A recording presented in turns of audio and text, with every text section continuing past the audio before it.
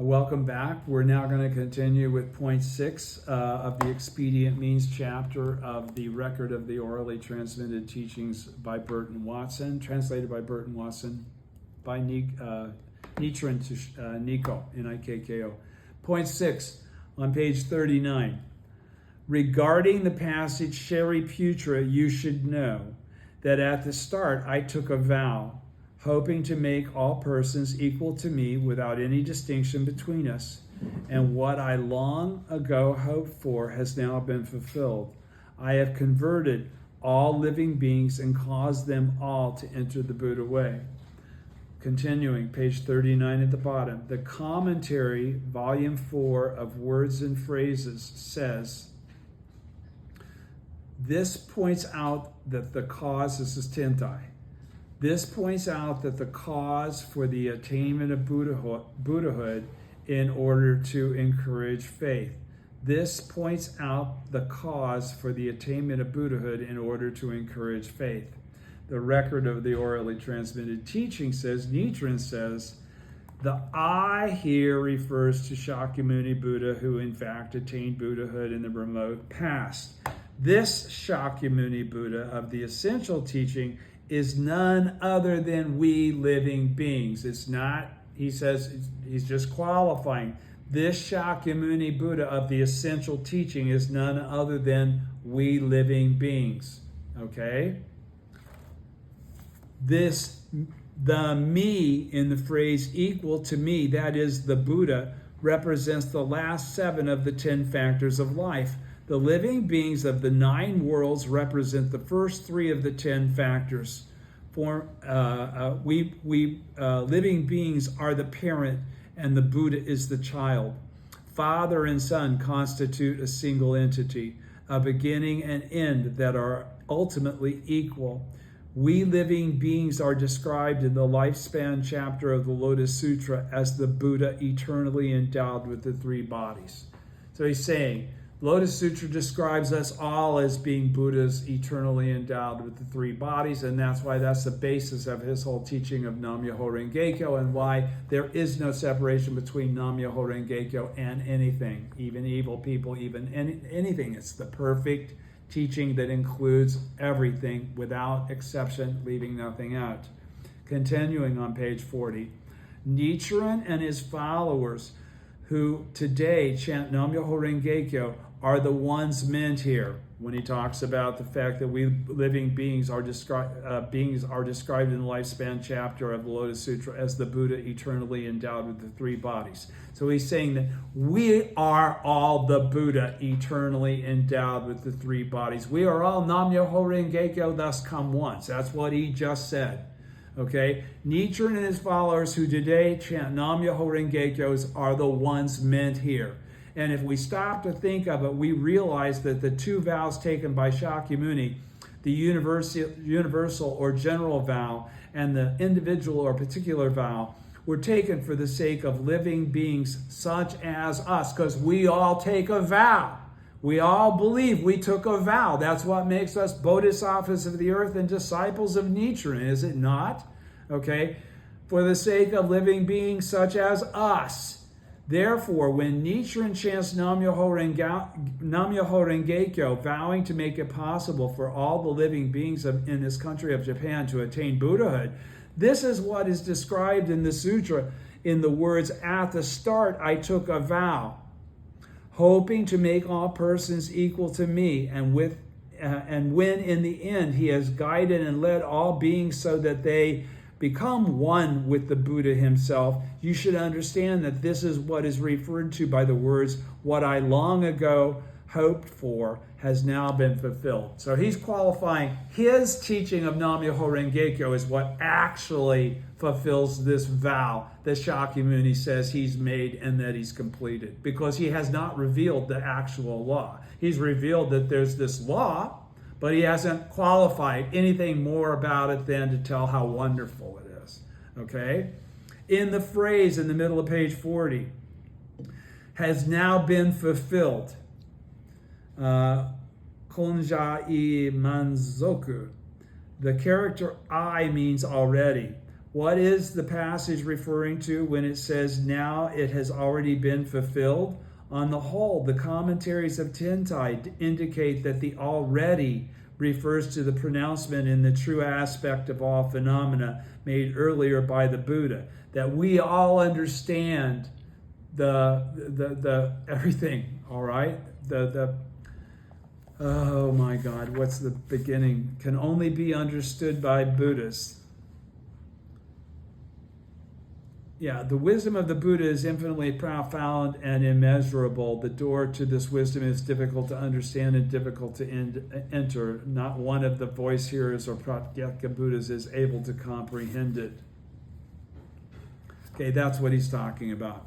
Therefore, when Nichiren chants Nam-myoho Renge-kyo, vowing to make it possible for all the living beings in this country to attain Buddhahood, and if they're all able to attain Buddhahood because of what he's doing, and then they're going to understand everything, they're going to attain Buddhahood.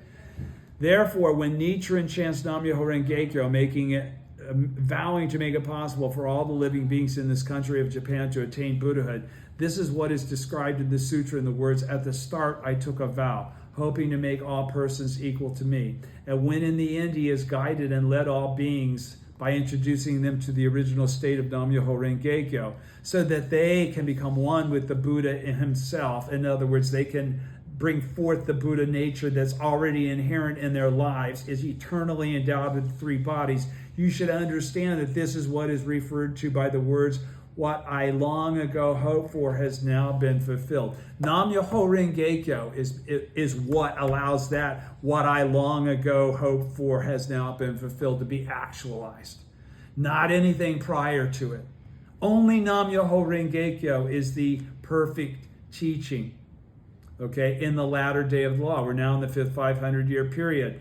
The Great Collection Sutra prophesies that the Lotus Sutra loses all its power after in the fifth 500-year period.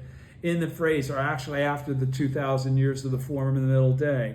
Continuing on page 40, in the phrase, has now been fulfilled, the character I means already. What is the passage referring to when it says, now it has already been fulfilled? On the whole, the commentaries of Tentai indicate that the already refers to the pronouncement on the true aspect of all phenomena made earlier by the Buddha. But from the point of view of the teachings of our school, you should understand that it refers to Nam-myoho Renge-kyo. Therefore, it couldn't be something from the Expedient Means chapter, because that's not in the essential teaching of the Lotus Sutra. That's in the Shakyamuni teaching of the Lotus Sutra, the first 14 chapters. The Honman are the last 14 chapters, and that's where you find hidden in the depths of the lifespan chapter, Nam-myoho Renge-kyo. That's where Nichiren says he divined it from.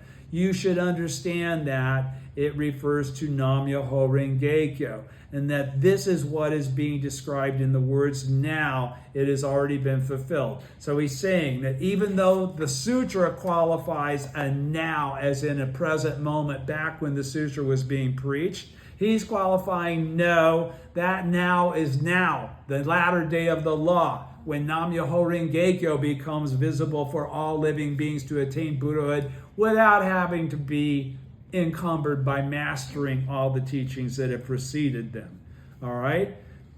For this reason, the passage, hoping to make all persons equal to me without any distinction between us, is one of great importance. What I long ago hoped for is the true cause. The true cause is Nam-myoho Renge-kyo. On the mystic principle of the true cause, that's what we're talking about here. And to make all persons equal to me without any distinction between us is the true effect. We attain Buddhahood in our present form and thereby try to make everyone else equal to ourselves by teaching them about Nam-myoho Renge-kyo and allowing them to have the same effect of embracing and opening up their life to the 10th world that's always been there. All right? The Shakyamuni Buddha of perfect enlightenment is our own flesh and blood. It's not some dude that was from a long time ago that left all kinds of different conflicting teachings, only to have them clarified as they were projected that they would be in the perfect teaching with Nichiren's advent and Nam-myoho Renge-kyo coming forth. Again, the Shakyamuni Buddha of perfect enlightenment is not some dude in the past. It's us bodhisattvas of the earth keeping the single moment of life alive in which Buddhahood exists. It only exists as a single moment of life spread throughout the Dharma realm. Okay? Everything else is past or future. Okay? His practices and the resulting virtues, page 41, top of page 41, are our bones and marrow, are they not? In other words, his practices and the resulting virtues are what we're made of, right? That's what we're reflecting karmically now, is it not? In this moment, now, not long ago, or sometime in the distant future. The commentary of Tentai says this points out that the cause for the attainment of Buddhahood in order to encourage faith. The commentary of Tentai says this points out the cause for the attainment of Buddhahood in order to encourage faith. Even though you can't perceive your Buddhahood, you're told that you have it so that you continue to strive to bring it forward. Pointing out the cause is none other than the true effect, becoming aware that it exists within you. And now when Nichiren chants Nam-myoho Renge-kyo, because that's the original cause, his Nam-myoho Renge-kyo is what allows you to perceive and understand that it's already contained within you. Pointing out is none other than the true effect, okay, that comes after the true cause. And now when Nichiren chants Nam-myoho Renge-kyo, he is enabling all living beings to attain Buddhahood in the 10,000 years of the latter day of the law. And I'll say it again. And now when Nichiren chants Nam-myoho Renge-kyo, he is enabling all living beings to attain enlightenment in the 10,000 years of the latter day. Is it not right, therefore, to say what I long ago hoped for has now been fulfilled? That we're all part of that same vow? That's what we do. Already refers to the Daimoku, which was chanted for the first time on the 28th day of the 4th month of the 5th year in the Kinsho era in 1253, and hence we may think of it as something that has taken place already. I first chanted Daimoku before I gave that lecture for the first time. I was the first one to chant the Daimoku, and this is the day that it actually was introduced to the world. There can be no question that through this act, the truly excellent medicine of the wonderful law is being applied in order to cure the grave illness of darkness that affects all living beings. In light of this act, Nichiren has fulfilled his vow. Fulfilled may also be taken to refer to the achieving of Buddhahood on the part of the living beings. The passage in the commentary from Volume 1 of On Great Concentration and Insight. So this would be Myolo says, perfect means perfect and interfused, or perfect and full. Sudden means sudden and complete, or sudden and satisfactory. You should think about this. Okay, so he just described the perfect teaching that occurs suddenly. Your realization of being a Buddha exactly as you are is something that happens in a single moment of life. And if it was real rather than fabricated by your non-reward mind, your mental mind, you're kidding yourself into thinking you know you're something you don't know. When you utilize the Daishonen's teaching and chanting Nam-myoho Renge-kyo to the Gohonzon to come to understand this will occur suddenly. And once it does, a transformation will have occurred in your life. You'll never be the same again. Frankly speaking, it's what happened to me, and it's what he describes in On the Mystic Principle of True Cause, frankly. So the passage in the middle of page 41, the passage in a commentary, Volume 1 on Great Concentration Insight, Myolo says, perfect means perfect and interfused, or perfect and full. That's why we call it the perfect teaching. It lacks in nothing. It includes everything. Sudden means sudden, for you to realize this, encompassing everything reality, and it becomes your mind. This all happens in a single moment of life, and he's saying you should think about this because it's too complicated to explain, because you have to experience it to understand, to experience it. You have to attain Buddhahood in your present form to understand what that really is. Okay? Point 7, and we've only got 2 more points, and we'll be done with the expedient means chapter. Point 7, regarding the passage, now I, joyful and fearless, in the midst of the bodhisattvas, honestly discarding expedient means, will preach only the unsurpassed way. All right. In other words, he's saying, now I, joyful and fearless, in the midst of all these people capable of understanding what I'm saying, honestly discarding anything that isn't the absolute truth, because you're all capable of receiving it, will now preach only the unsurpassed way. All right. Words and Phrases, Tentai, Volume 4 says the 3 lines of verse beginning with the line, in the midst of the bodhisattvas, refer to the moment when the true teaching is revealed. And prior to this, I was talking about pointing out the cause is nothing other than the true effect. There was an asterisk. Let me realize it. And I gave you my explication of that. Let me read it from the bottom page of the page. There's a asterisk there. It says, where it says true effect. Realizing the cause for the attainment of Buddhahood,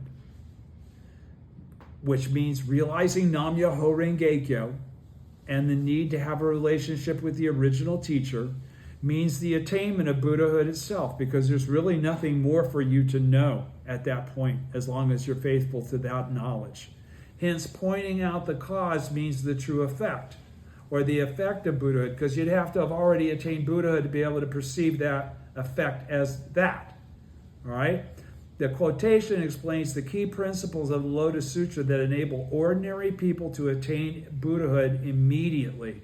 It is cited to describe the characteristics of Nam-myoho Renge-kyo, which Nichiren expounded to lead all people in the latter day of the law to Buddhahood. So continuing now with this end part on page 41. Words and Phrases, Tentai says the 3 lines of verse beginning with the line, in the midst of the bodhisattvas, refer to the moment when the true teaching is revealed. And the Daishonin just gave you a date and a time when that actually occurred. The 5 vehicles or the teachings for achieving the realm of human beings, heavenly beings, voice hearers, Pratyeka Buddhas, and the bodhisattvas, the top 5 out of the 10, are distorted teachings, are actually the top 4 out of the 10. Okay, I won't get into it, never mind. The 5 vehicles or the teachings for achieving the realm of human beings, heavenly beings, voice hearers, Pratyeka Buddhas, and bodhisattvas are distorted teachings, not straightforward. So he's saying the chaste teachings, the provisional teachings, are distorted and not straightforward. They don't connect you directly to Nam-myoho Renge-kyo, the source. The connecting teaching and the specific teaching are one-sided and secondary, not the correct and primary teaching. But now the Buddha discards all these biased and distorted teachings and honestly preaches only the one way. I will now honestly preach, will preach only the unsurpassed way, he said, right? So now he's gotten rid of all of these trace teachings, all these provisional teachings. He doesn't include any of that in his teaching of the lotus. All right? The record of the orally transmitted teaching says the bodhisattvas, here's the Daishonin as his explication. The record of the orally transmitted teaching says the bodhisattvas referred to here are the bodhisattvas that dwell in the 9th of the 9 worlds.